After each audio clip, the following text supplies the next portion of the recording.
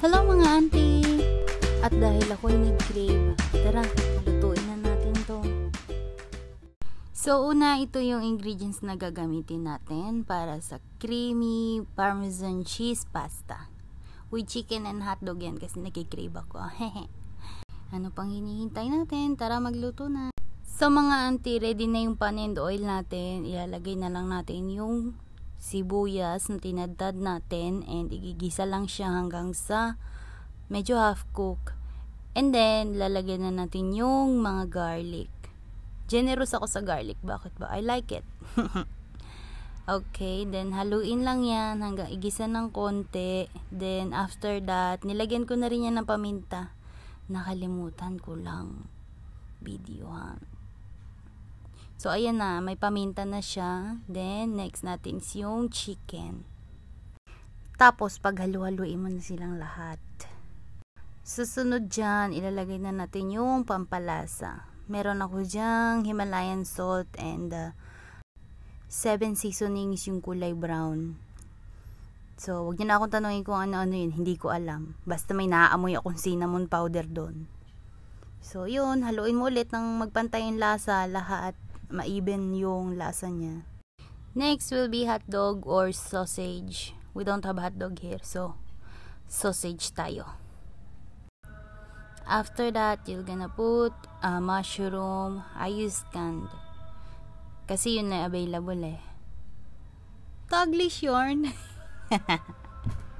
Tapos halu-haluin mo lang, then takpan mo siya para manuot yung lasa.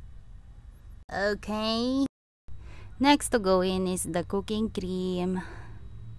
Eto na, wala kaming Nestle cream dito sa Lebanon. So, cooking cream ang ginagamit ko. Same taste lang din naman. Different brand lang. Then, halo-halo mo lang para kumalat yung cream and masipsip ng manok yung lasa ng krema. Then, after mo siya halo-haloin, let it sit for a while. Then, naglagay rin ako ng siguro mga kalahating kutsarang butter dito. Kaya yan, makikita mo medyo madilaw na siya ngayon dyan. Then, nag-add lang ako ng konting asin. It depends on your panlasa kung gaano karaming asin ang ilalagay mo. O nga pala, ante, hindi mo to tatakpan ha, kasi baka mamuo yung cream. Wag mong tatakpan yan, kapatid. Then, ilalagay na natin yung pasta. Actually, yung pasta ko dito, half cook lang siya for a reason.